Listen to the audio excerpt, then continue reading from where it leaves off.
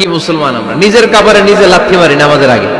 অজু করে কষ্ট করে যাকে খুশি করার জন্য আপনি সালাতে দাঁড়ালেন, উনি যদি বলে এই নামাজের দরকার নেই, তা কার জন্য নামাজ পড়লেন আপনি?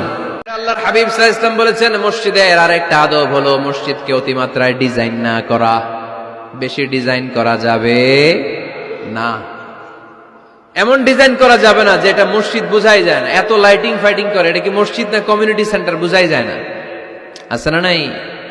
আছে। এরকম যেন আমরা না করি সম্মানিত ভাইয়েরা। বিশেষ করে মসজিদের সামনের দেয়ালে। কোন দেয়ালে? সামনের দেয়ালটা, কেবলার দিকে যেই দেয়াল, এই দেয়ালটা হতে হবে ফ্রেশ, যাতে করে মানুষের দৃষ্টি আকর্ষণ না করে। প্রায় মসজিদের দেয়ালের মাঝখানে দেখবেন আপনি ক্যালেন্ডার ঝুলায় রাখে, আছে না নাই? মৌলভীবাজারের কি অবস্থা? খিতা খবর আছে? তো এই যে ক্যালেন্ডার ঝুলায় রাখে, ওইখানে দেখবেন বিভিন্ন মসজিদের ছবি, এতিমখানার ছবি, মানুষের ছবি। তো মানুষ নামাজে পড়ে আবার ওগুলোও তাকায়, আছে না নাই? প্রথম কাতারে পরে ওইখানে কি লেখা এগুলো পরে, তার ডিস্টার্ব হচ্ছে না? এই মুসল্লির দৃষ্টি যাতে অন্যদিকে না যায়, এটা খেয়াল রাখতে হবে। যদি পারা যায় মসজিদের সামনে কোনো ঘড়ি টড়ি চলবে না। ঘড়ি মসজিদের পেছনের দেয়ালে, সময়সূচি পেছনের দেয়ালে, সব পেছনে। সময় কয়টা বাজে ওটা ইমাম দেখলেই চলবে, ইমাম এভাবে দেখে নিবে, আপনারাও দেখে নিবেন। কিন্তু সামনের দেয়ালটা যত সিম্পল করা যায়। আল্লাহর হাবিব সাল্লাল্লাহু আলাইহি ওয়াসাল্লাম নামাজ পড়া অবস্থায় সামনে এমন কিছু রাখতেন না যেটার দ্বারা আল্লাহর হাবিব সাল্লাল্লাহু আলাইহি ওয়াসাল্লামের সালাতে মনোযোগ অন্যদিকে চলে যায়। আমরা যখন সালাত পড়ি, যদি অন্যদিকে তাকাই, ফেরেশতার মাধ্যমে আল্লাহ একটা ডাক দেয়, বলে আকবিল, এই বান্দা ফিরে আয়, তোর নজর থাকা দরকার সিজদার জায়গায়, ফিরে আয়। আপনি আবার যখন অন্যদিকে তাকান, আল্লাহ বলে ফিরে আয়, সিজদার দিকে তাকা। আপনি আবার যখন ঘড়ির দিকে তাকান, আল্লাহ বলে আকবিল, ফিরে আয়, সিজদার দিকে তাকা।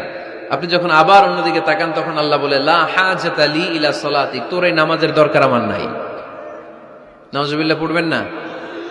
তোর এই নামাজের দরকার আমার নাই। অজু করে কষ্ট করে যাকে খুশি করার জন্য আপনি সালাতে দাঁড়ালেন, উনি যদি বলে এই নামাজের দরকার নেই, তা কার জন্য নামাজ পড়লেন আপনি? কথা কি বুঝতে পেরেছেন? এই জন্য এলাকার গণ্যমান্য ব্যক্তিবর্গ আছে, আমাদের চেয়ারম্যান সাহেব আছে, আরো অন্যান্য বিজনেস ম্যাগনেটরা আছে। আপনারা মসজিদ যখন নির্মাণ করবেন, সামনের দেয়ালটা যত সাদামাটা হতে পারে ততই ভালো।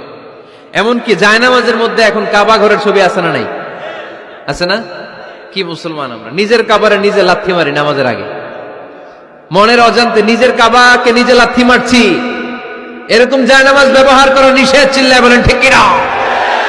সাদা ফ্রেশ জায়নামাজ বাজারজাত করেন, আপনাদের সিদ্ধান্তই ওনাদের ব্যবসা বয়কট হয়ে যাবে।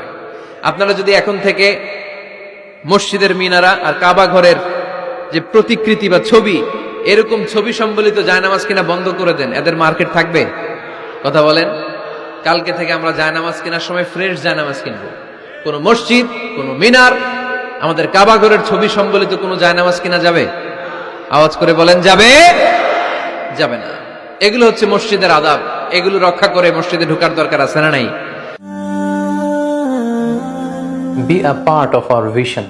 Do listen and share the khair. Be with our official social media handle for latest update.